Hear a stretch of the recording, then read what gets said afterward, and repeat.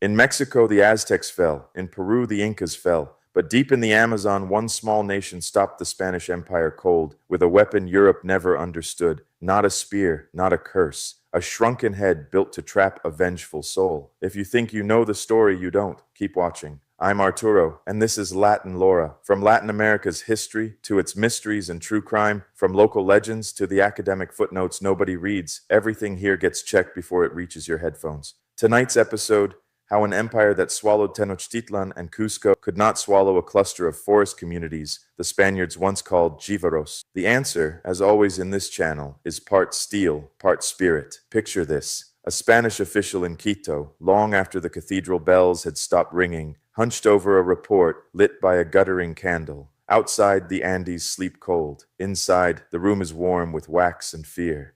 His ink-stained fingers tremble as he reads what the empire has already done. In Mexico, the great city of Tenochtitlan fell in 2 years. In Peru, Cusco bowed, and an Inca emperor died in chains. Galleons now sail north, heavy with silver, and King Philip's coat of arms glints from Yucatan to the mines of Potosi. Everything suggests that the rest of the continent will follow like dominoes pushed by divine right. And yet, down on the eastern slopes of the Cordillera, in the forests the Spaniards call El Oriente, one small people refuses to fold. Mines are burned. Settlements vanish in smoke. Soldiers sent east do not send letters home. They send nothing. The reports speak of warriors who move like shadows and disappear into rivers, of households that migrate before a priest can learn their names, and, this is the detail that keeps the official awake, of enemies who take heads, shrink them, and use them as weapons long after the battle is over. The Aztecs and the Incas were gone in Spaniards' eyes, but the Shuar endured and still do. The Shuar are the indigenous people of the Ecuadorian and Peruvian Amazon, recognized for their profound connection to the rainforest, their strong warrior traditions, which once included head shrinking known as tsantsas, and their distinctive Shuar language. So, by this digital fire, let's tell the story of why. And yes, we're going to talk about shrunken heads, but not the carnival version, not the Halloween mask. We're going to talk about what the Shuar themselves say those heads were for, what anthropologists like Anne Christine Taylor and Michael Harner wrote after listening, what historians have pieced together from colonial records, and what a forensic genetic study found when it sequenced tsantsas from museum collections. Because by the time we're done, you will never look at a shrunken head the same way again. Let's start with the object you think you know, the tsantsa, a prepared human head skin with the skull removed, lips sewn shut, hair still hanging, skin puckered and leathery like smoked fruit, small enough to cup in one hand. The Western imagination sees a trophy, but the Shuar, in Taylor's and Harner's accounts, see a prison. Among the Shuar, a person is not just flesh. When someone dies violently, something of him lingers. The muisak, an avenging soul charged with rage and purpose. Its agenda is simple: to strike back against the killer by attacking his family, his crops, his very social fabric. And here comes one of the most elegant ideas in Amazonian anthropology. Remembering is dangerous. Taylor writes that in the Jivaroan mourning practices she studied, to recall the dead too intensely is to hold them in place, to invite their unresolved force to hover. Forgetting, learning to forget, is not indifference. It is spiritual hygiene.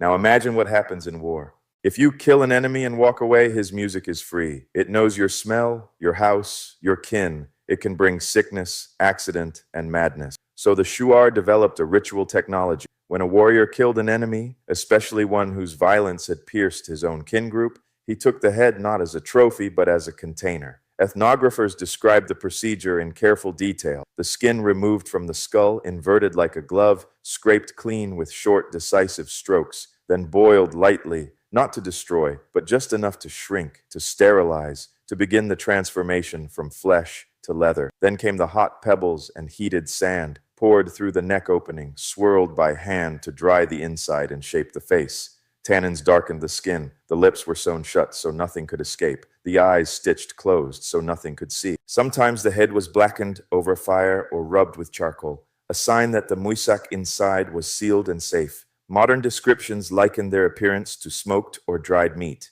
But from the Shuar point of view, the gore was not cruelty. It was engineering. If every orifice is sealed and every aperture is closed, the muisak cannot break out. What the Spaniards saw as barbarity was, for the Shuar, a life-preserving device, one that kept violent force from circling back home. Keep that idea close because now we step into the forest. To understand why the Shuar could resist a global empire, you have to understand how they fought. Academic sources describe Shuar warfare as intimate, patient, and terrifyingly effective. Households did not stay fixed. Once a family sensed danger, they moved. Women planted gardens in several locations so that no outsider could track a community by its crops. Warriors maintained networks of kin across valleys. At night, hollow log trumpets carried signals through the canopy. Accounts suggest that Shuar warriors often knew the movements of Spanish patrols before the Spaniards themselves agreed on a route.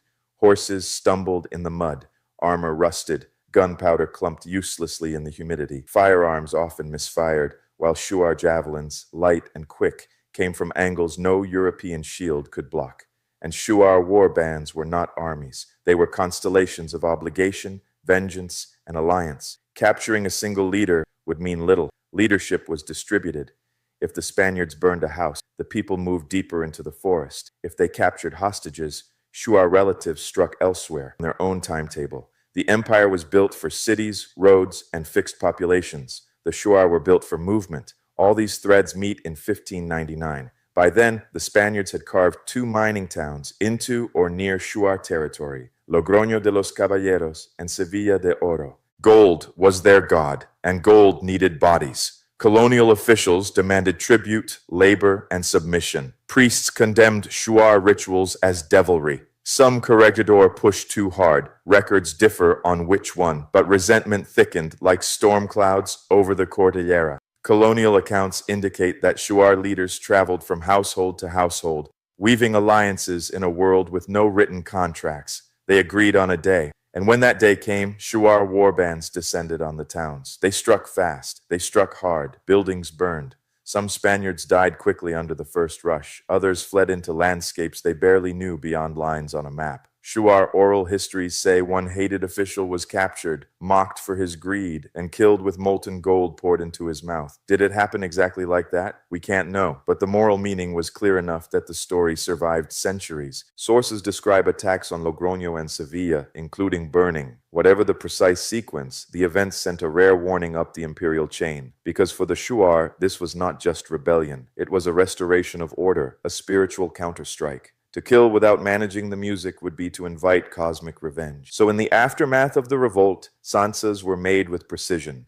The gore the Spaniards reported, the cooked and darkened faces, was simply the ritual residue of preventing metaphysical blowback.